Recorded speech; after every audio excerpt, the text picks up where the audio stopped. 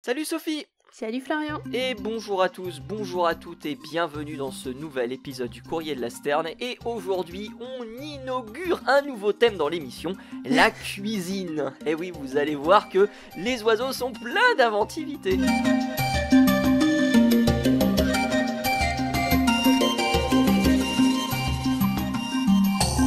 Comment ça va Sophie? Ah bah c'est bien, mais du coup tu m'as mis en appétit là.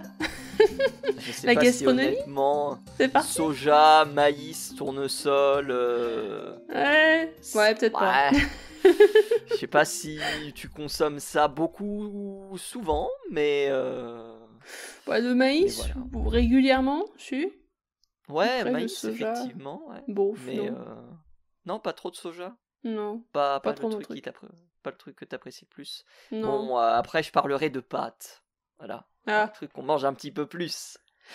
Ouais. Ouais, c'est Ouais. c'est un peu étrange tout ça. Non mais ça a l'air intéressant. Ah, pourquoi ça a l'air pas. intéressant culinairement, je sais pas, mais ça a l'air intéressant en tout cas. Et toi, Sophie, de quoi tu nous parles aujourd'hui? On va parler de forêt. J'avais envie Ok. de... Ouais, et je vais vous parler d'un petit truc qui est pas forcément un oiseau, mais on parlera d'oiseaux après.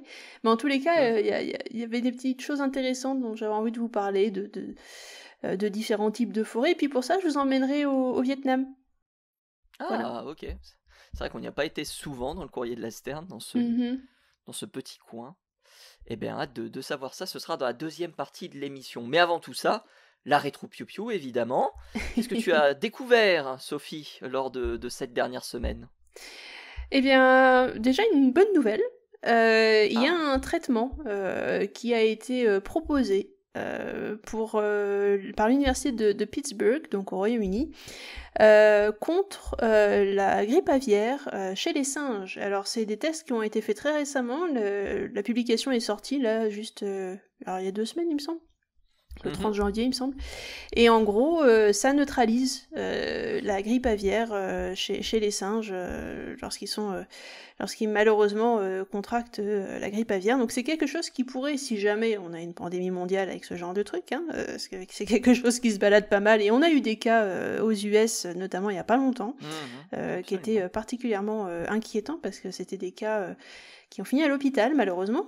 Et donc, on a besoin de se protéger contre ce genre de pandémie mondiale s'il y a quelque chose qui se produisait, car on n'a pas envie que le pathogène arrive à s'implanter chez l'homme.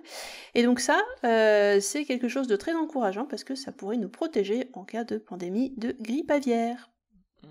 Ben on va rester, on va dire, dans l'actualité avec l'une de mes études. C'est une étude qui est menée par un certain Frédéric Giguet. On a l'habitude de parler de lui lorsqu'on parle de Corneille.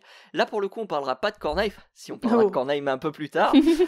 On parle de, en fait, tracking des oiseaux, donc géolocalisation des oiseaux migrateurs, notamment par GPS. Et une étude publiée le 30 janvier dernier dans Nature Communications nous parle bien des problèmes que rencontrent les scientifiques dans les zones justement où ces transmissions par GPS sont interrompues, notamment dans les zones de guerre. Et donc ils documentent 2 espèces d'oiseaux, la barge à queue noire et l'aigle de Bonelli, dans dans 2 routes migratoires différentes. Et à chaque fois, on se rend compte qu'effectivement, le brouillage justement des communications par GPS, eh bien, tronque les informations que l'on peut avoir, les données que l'on peut avoir lors du suivi de ces espèces. Voilà. Mais tu sais, c'est super intéressant parce que j'ai une autre news qui va plus ou moins compléter celle-là. Ah, super. Mais ouais.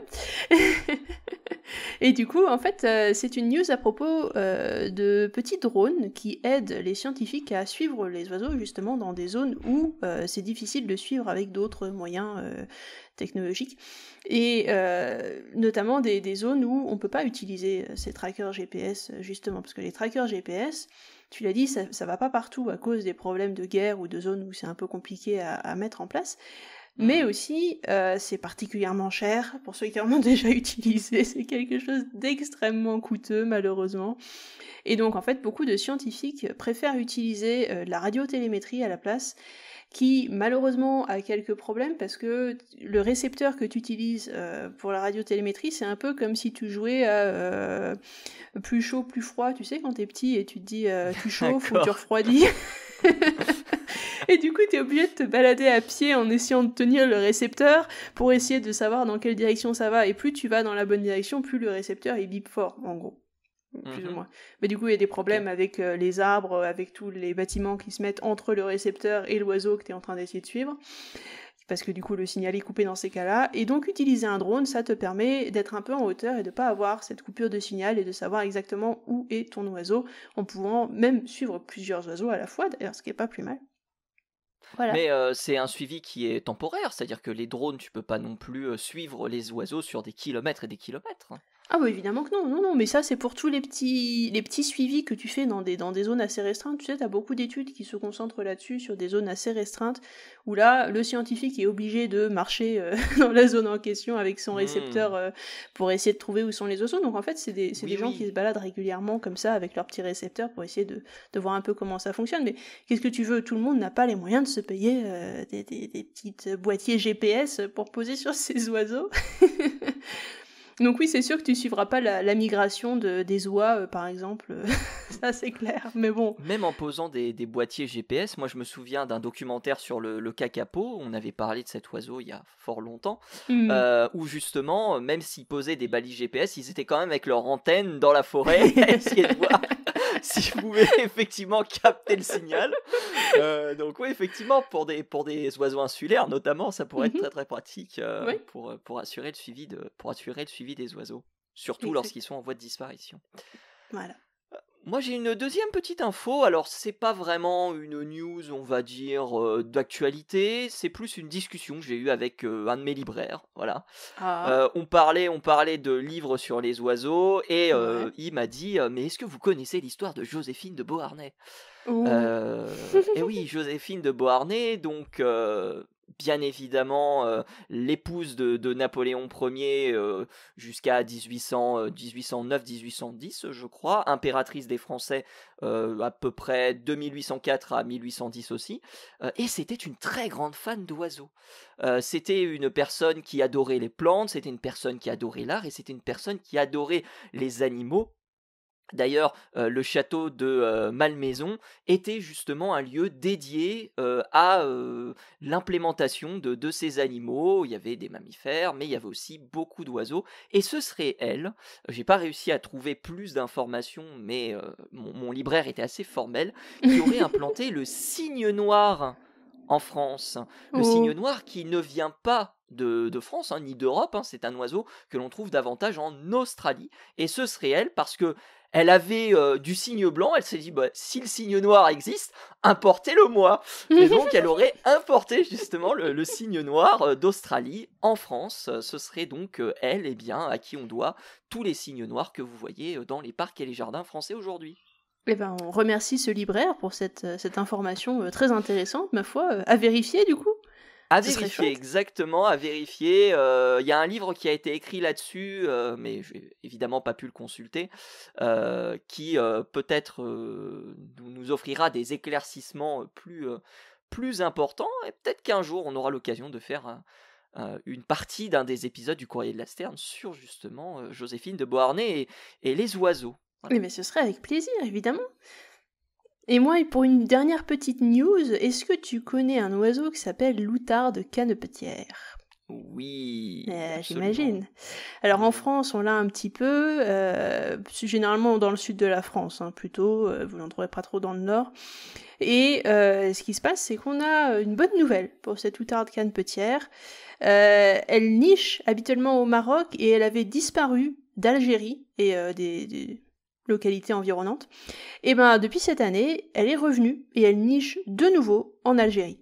Et ça, c'est une observation qui est vachement, qui est très intéressante aussi parce qu'en fait, elle ne niche pas n'importe où. Elle va nicher dans ce qu'on appelle une zone humide. C'est le marais de la Macta en l'occurrence.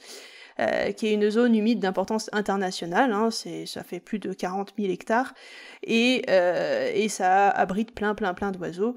Et encore une fois, on retrouve l'outarde canepetière là-dedans, mais pas qu'elle, évidemment, ce qui nous permet encore une fois de mettre en lumière l'importance de ces zones humides dans la conservation des espèces. Mais est-ce qu'on sait pourquoi elle est revenue ? Alors non, on sait pas. On sait juste qu'elle y est, Ok. ce qui est déjà pas si mal. Effectivement. Donc oui, c'est un oiseau notamment, c'était l'un des oiseaux qui a mis entre guillemets, entre parenthèses, le projet de méga-bassine qu'on avait Oui. notamment en Gironde. Mhm. Et justement, la présence de cet oiseau qui est protégé en France, eh bien, a été l'une des raisons justement de l'arrêt de ce programme de méga-bassine. Voilà. Et d'ailleurs, il y a un groupe français hein, qui suit d'ailleurs cet oiseau très attentivement. Et on aura peut-être un jour l'occasion de réaliser un épisode sur le courrier, du courrier de la Sterne sur cet oiseau et sur leur suivi. Ça peut être sympa. Ah oui, carrément. Ça peut être sympa. Sophie, il est Oui. actuellement 5 heures lorsqu'on enregistre, un petit peu Mm. plus de 5 heures. Mais Un poil alors, plus. toi, 6 heures du coup. Oui. Donc tu vas être un petit peu plus proche de manger que moi. Et justement, je te propose de parler un peu de nourriture. Alors non, on va pas cuire des oiseaux, vous inquiétez Oh. pas, absolument. Un poulet à la Comment ça? broche, Oh, non oh. Oh. Non, on va parler de 2 études, dont une dont on avait parlé avec Perrine Lequitte-Charansol, qui Mhm. était sur la couleur des graines. Est-ce que tu te souviens de ce que Perrine nous avait dit là-dessus, que c'était une étude qui était en cours? Ah Et ben cette oui. étude, elle a oui, terminé son complètement. cours, puisqu'elle a été publiée le 5 février 2025. Elle est réalisée par Amal Chantoufi, mais on retrouve Frédéric Giguet dans la liste des co-auteurs de cette étude. Et grosso modo, qu'est-ce qu'elle nous dit cette étude? Eh bien, elle avait pour objectif d'étudier les préférences de nourriture et de couleur des corneilles noires du Muséum d'histoire naturelle. En Europe, les dégâts causés par les corvidés sont assez importants, notamment pour les agriculteurs. On a surtout du tournesol et du maïs qui sont les cultures les plus visées. Et donc, forcément, on a pris aussi en considération le fait que eh bien, on ait l'objectif de trouver une nourriture compensatoire qui permettrait justement d'éviter ce genre de soucis. Donc, Mhm. grosso modo, qu'est-ce qu'on a fait? On a fait 35 tests. Lors de ces 35 tests, 5 espèces de graines ont été utilisées. Du tournesol, du blé, du maïs, du soja et du pois, donc une assez grande variété finalement de graines. Alors pourquoi le pois? Parce que le pois peut être un petit peu particulier. Eh bien c'est tout simplement parce qu'il y a un programme de protection de culture qui s'appelle PICOR. PEACOR. Le nom est terrible.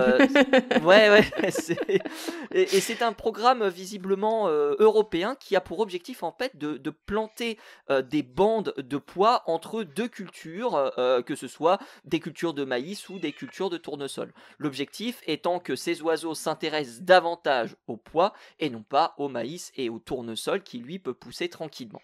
Donc, on a essayé aussi de tester cette caractéristique de savoir si le pois était effectivement un élément que les oiseaux aimaient particulièrement.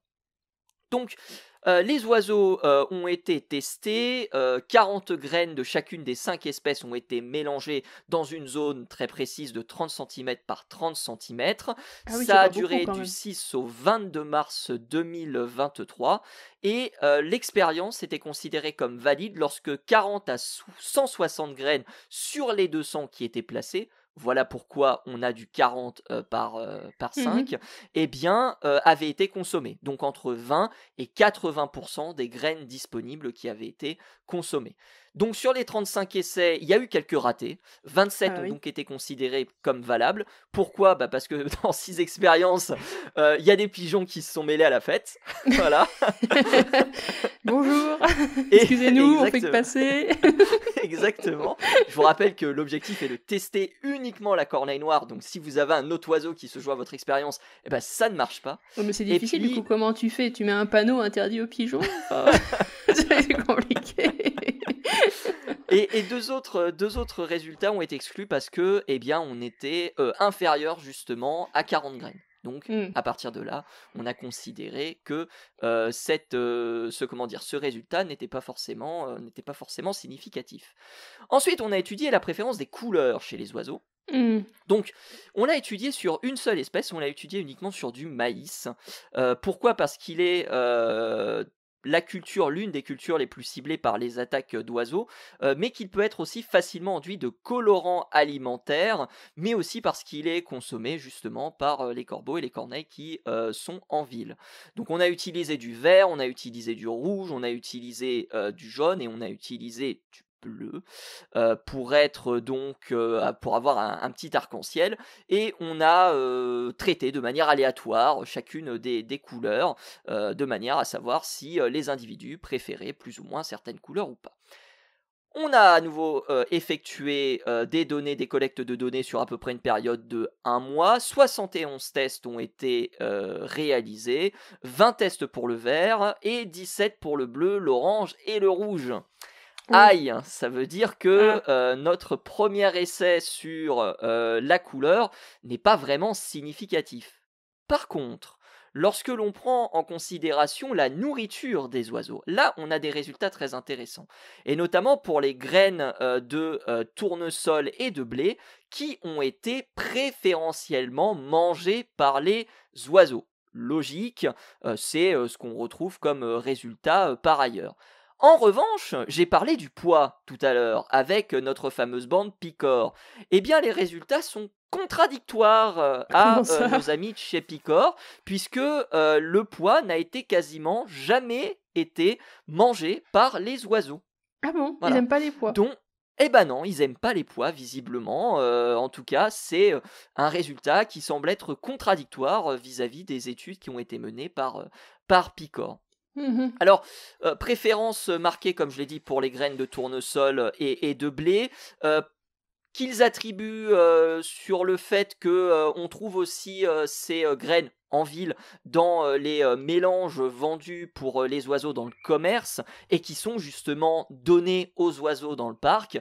Et donc forcément, il y a sans doute eu une préférence aussi pour cette nourriture parce que les oiseaux la connaissaient déjà. On a aussi le soja qui est très très peu consommé, voire pas du tout consommé, à peu près au même niveau que le pois. Donc voilà pour ces essais, ils consomment nos chers corneilles consomment des graines. On va dire de manière assez classique, en favorisant les graines familières par rapport à celles qui ne le sont pas. Voilà un petit peu tout ce que l'on peut dire sur cette histoire de nourriture et de couleur. Alors pourquoi il y a un rapport de couleur qui est, on va dire, assez peu significatif?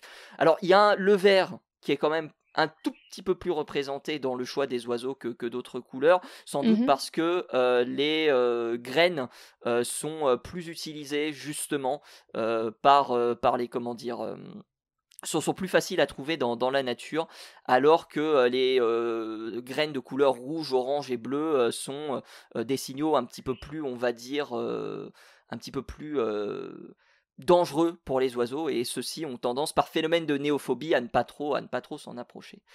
Ah bon, okay. J'ai parlé du soja tout à l'heure, Sophie. Ça m'étonne un peu qu'en fait ils aient utilisé du soja parce que on est sur des animaux qui sont européens. Soja, c'est pas trop. Normalement, ça pousse pas trop dans le coin. Enfin, on était plus pour le coup avec le soja sur du test contrôle, pour savoir un petit peu si les oiseaux pouvaient le consommer. Néanmoins, Sophie, je t'avais dit que je te parlerais de pâtes. Je t'avais dit que je te parlerais de nourriture. Il y a une étude qui est sortie chez Current Biology en date du 10 février dernier, qui parle du cacatoès de Goffin. Et le cacatoès de Goffin, il a, semble-t-il, une petite particularité, c'est qu'il aime assaisonner ses plats. Alors, comment ça marche cette histoire? Comment ça? Alors, grosso modo, les chercheurs de cet endroit ont observé des comportements assez bizarres de certains oiseaux qui prenaient des pâtes et qui les trempaient justement dans du soja.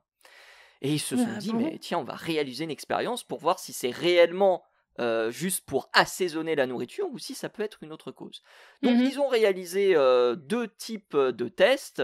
Un test, on va dire, très classique, où justement ils ont mis les cacatoès de Goffin devant 3 choix de nourriture. Soit c'était une pâte, soit c'était du yaourt, soit c'était les deux.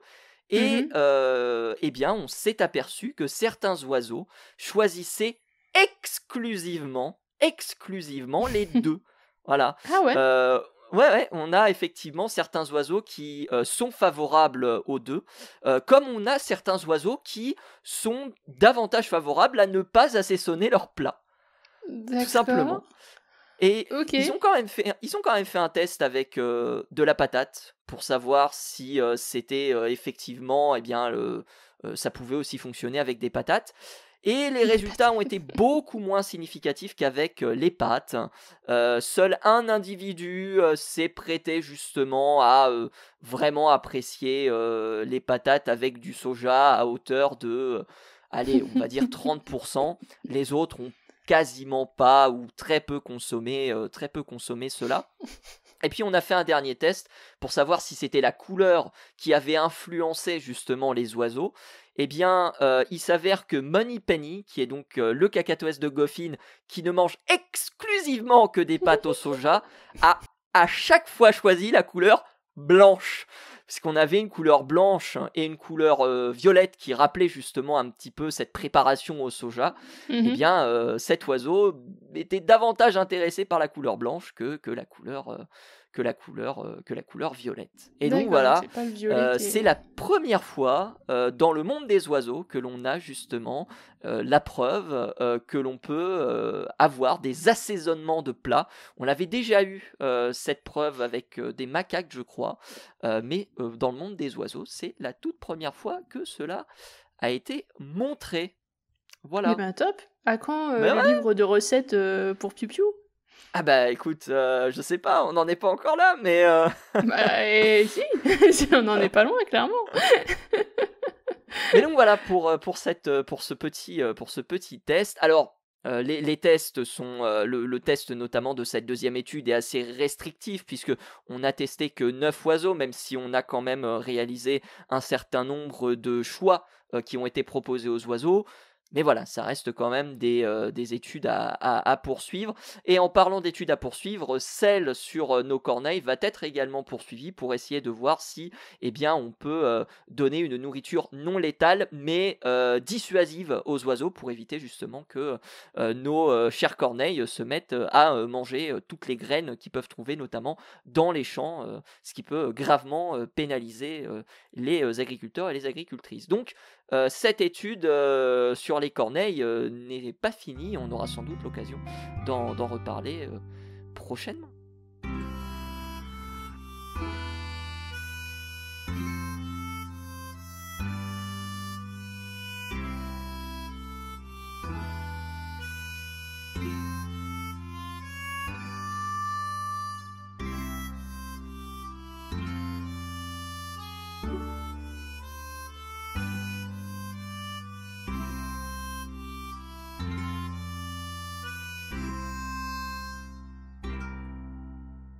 Eh bah Sophie, si tu n'as pas de questions. Bah écoute, ça m'intéresse. J'étais en train de me dire, mais du coup, sur la mangeoire, est-ce que faut que je mette des pâtes au soja, moi? Bah pour les cacatoès peut-être. Pour les corneilles, faudrait faire le test. Hein. Ça se trouve, elles adoreraient les frites au soja. Des pâtes au soja?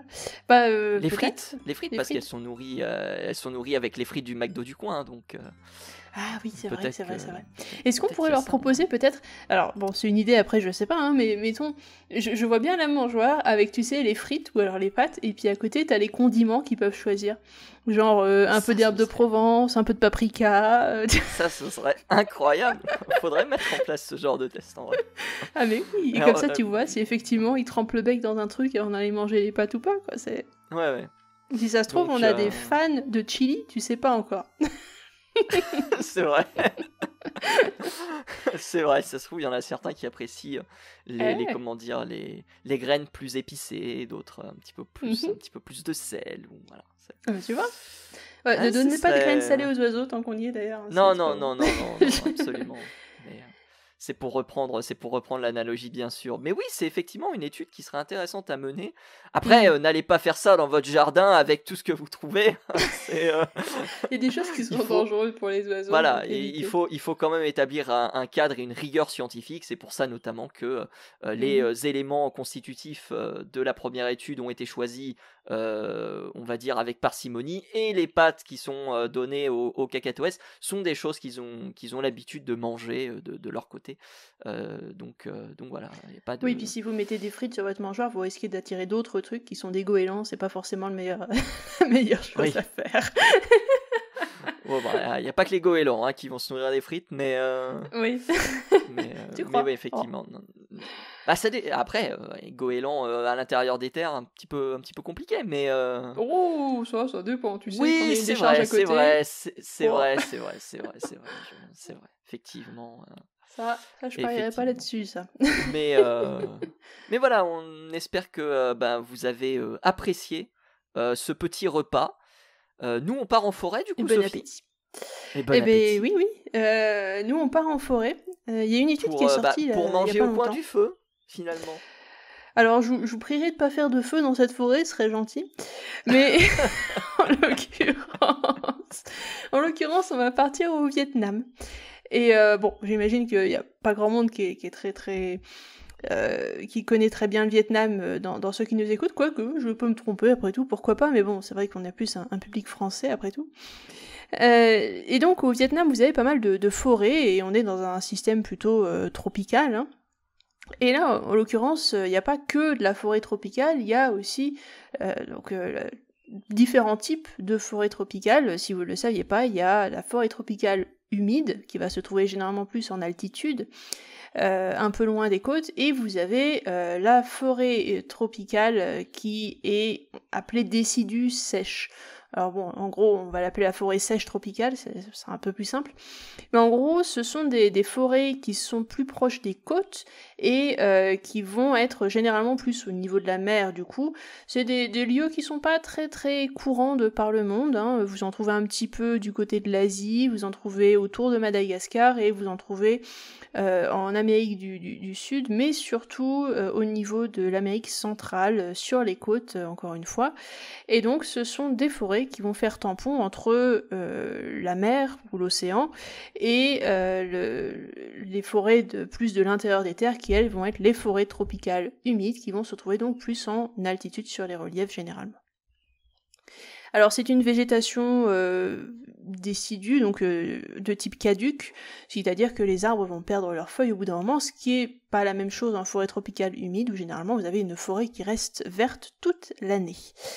Et alors, ce qui va se trouver dans ces forêts-là, en fait, ce sont des animaux un peu particuliers, évidemment. Ce qui se trouve dans la forêt tropicale humide, ça va pas être les mêmes animaux que vous allez retrouver en forêt tropicale sèche, parce que tout simplement, c'est pas le même environnement, hein. Comme on l'a dit, les arbres perdent leurs feuilles, donc au bout d'un moment, vous êtes sur quelque chose de très différent au niveau des espèces que vous allez y retrouver.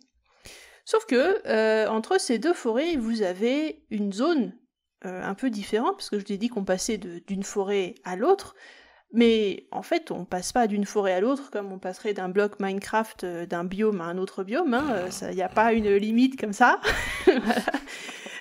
Non mais bon. Il n'y a pas une grotte avec un temps de chargement et paf, vous passez dans une nouvelle zone. Exactement. Donc il y a en fait une zone de transition entre ces deux forêts. Et dans cette zone de transition, vous allez retrouver un petit peu de la forêt tropicale humide, un petit peu de la forêt tropicale sèche, avec les espèces végétales qui vont se mélanger à ce niveau-là. Et évidemment les espèces animales qui vont aussi se mélanger sur cette zone tampon en quelque sorte entre les deux environnements. Alors, je sais pas si tu te souviens, mais en 2018, il y a eu une petite news intéressante au niveau du Vietnam, justement dans cette zone entre la forêt tropicale sèche et la forêt tropicale humide. Ça a fait quand même la une des journaux à un certain moment, parce qu'en fait c'est une espèce qu'on pensait disparue et qu'on a retrouvée. Ah, la couturière cambodgienne. Non. En l'occurrence, c'est pas un oiseau. C'est un mammifère, c'est ce qu'on appelle un chevrotin. Alors pour être plus exact, c'est le chevrotin à dos argenté qu'on a retrouvé en 2018, justement dans le parc national dont on va parler aujourd'hui. Je croyais que c'était le nom d'un fromage, moi. Non. Alors non, le chevrotin, c'est un animal. Alors en l'occurrence, c'est un cervidé, mais c'est un tout petit cervidé. C'est un truc qui est...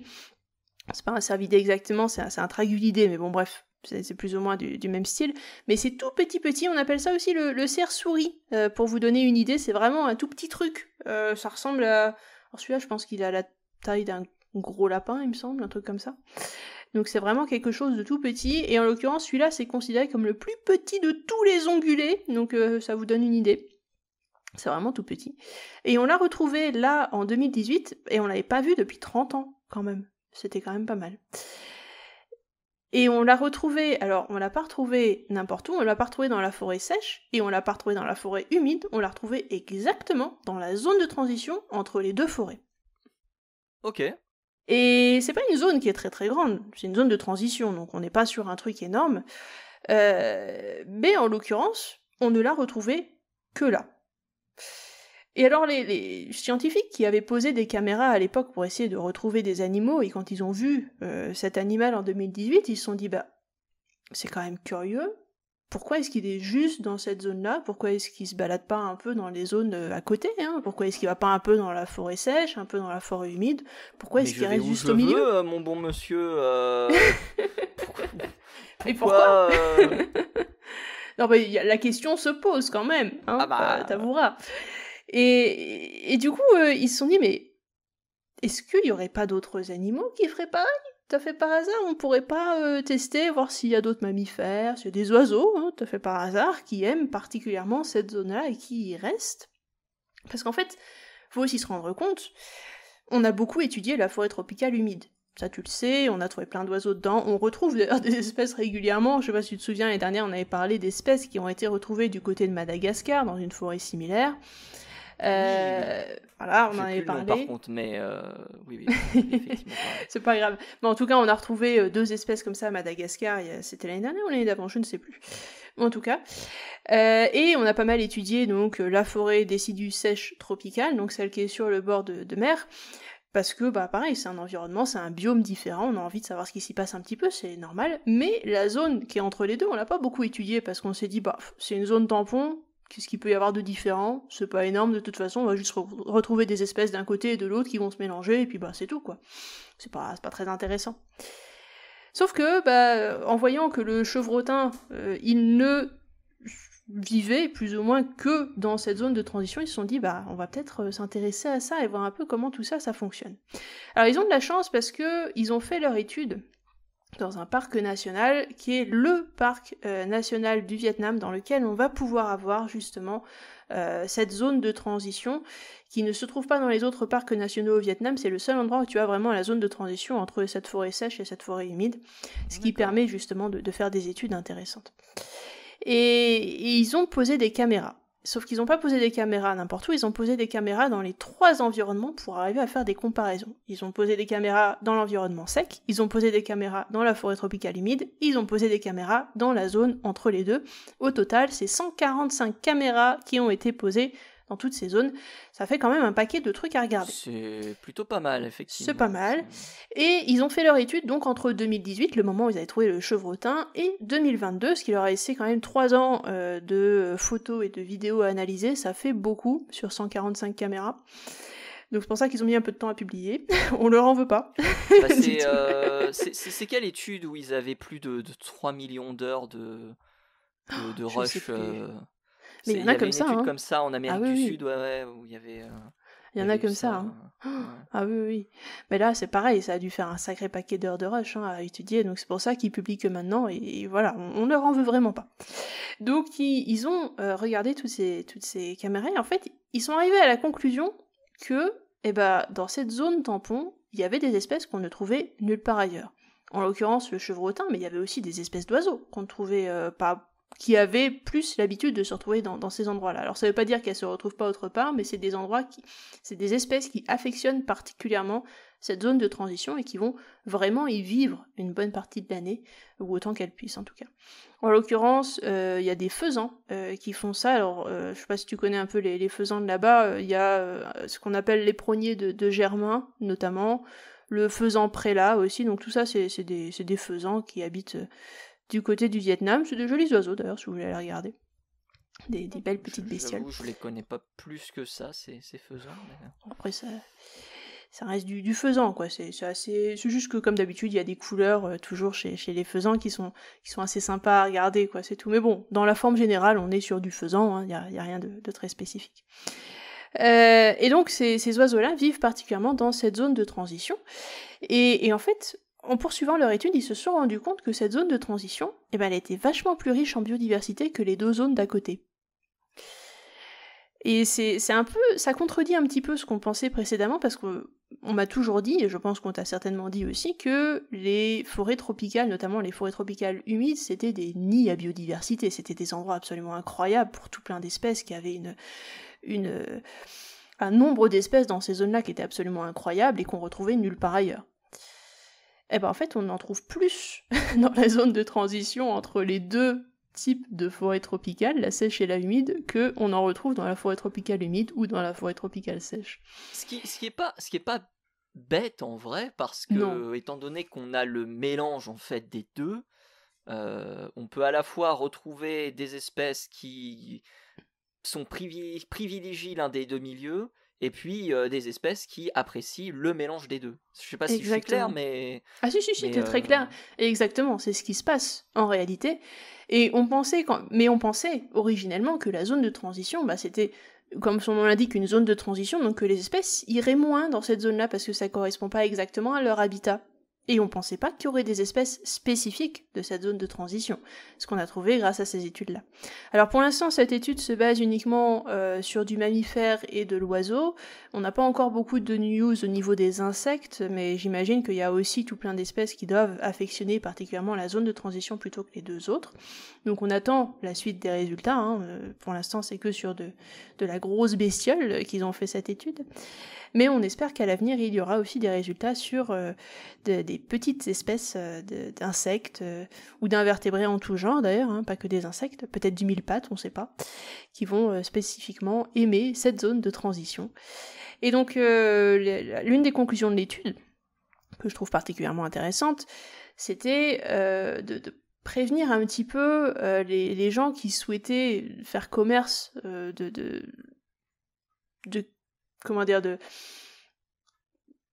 de l'environnement en quelque sorte. Tu sais qu'il y a toujours des attractions touristiques qui sont placées à côté des zones protégées. Alors ça peut être du tourisme vert qu'on connaît pas mal, ça peut être des gens qui ont envie juste d'aller se reposer un petit peu en pleine nature, enfin bref. Il y a plein de choses qui se passent autour des zones naturelles et des zones protégées, et on pensait, et encore récemment, que placer des activités comme ça dans des endroits de transition entre deux milieux, entre deux biomes bien définis, ça fait pas beaucoup de mal, parce qu'après tout, tu détruis pas grand-chose, c'est juste la zone de transition. En fait, non. C'est encore pire. Donc, c'est des zones vraiment à protéger, et dans l'étude, ils encouragent fortement donc le gouvernement vietnamien à protéger cette zone encore plus et d'essayer peut-être de trouver d'autres endroits où on peut retrouver le même type de transition et d'essayer d'étudier les espèces qui y sont et surtout de les protéger pour protéger tout ce qu'on peut, toutes les espèces qui pourraient s'y trouver et qu'on ne connaît pas encore. Mais c'est super intéressant parce que ça voudrait dire que si effectivement on a confirmation des résultats, parce que c'est toujours un peu la même chose, là on est sur un cadre très très particulier de forêt tropicale, on pourrait davantage justement... utiliser ces zones de transition pour accueillir davantage de biodiversité. Enfin, je trouve ça absolument fantastique. Alors que habituellement, on fixe les environnements de manière justement à avoir une certaine population, parce qu'on dit cette population, elle est, on va dire, typique de tel ou tel milieu, et si elles sont capables de se fondre entre guillemets dans le mix des milieux, ça pourrait ça pourrait tout aussi bien fonctionner. Donc c'est hyper intéressant, en vrai.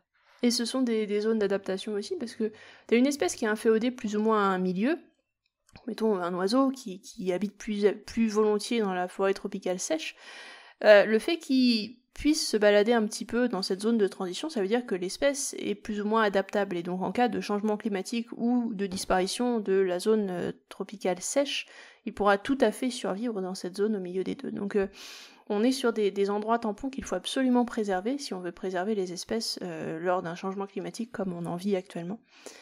Et je trouve que c'est d'autant plus intéressant de faire des études sur ce type de zone aujourd'hui dans un contexte de changement climatique.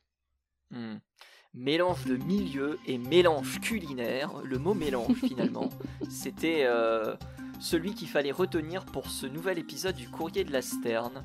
Merci beaucoup Sophie d'avoir été présente. Où est-ce qu'on te retrouve ? Les réseaux sociaux habituels, hein, Twitter, @leplumeux, Instagram, @leplumeux aussi, et puis la chaîne YouTube Entracte Science.